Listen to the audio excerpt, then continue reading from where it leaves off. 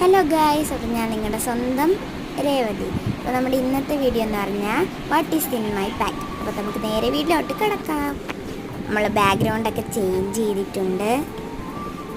ഇനി നമുക്ക് എന്താണ് എൻ്റെ ക്യൂട്ടായിട്ടുള്ള ബാഗ്, ഇനി നമുക്ക് ഇതിൻ്റെ അകത്ത് എന്തൊക്കെയാണെന്ന് നോക്കാം. ഫസ്റ്റ് തന്നെ കാണിക്കുന്ന ഒരു ക്യൂട്ടായിട്ടുള്ളൊരു ഹെയർ ബാൻഡാണ്, ഹെയർ ബോ. പിന്നെ അത് എനിക്ക് ക്യൂട്ടായിട്ടുള്ളൊരു ഹെയർ ബാൻഡാണ്. വെച്ച് കാണിച്ചു തരാമേ. എൻ്റെ മൂക്ക്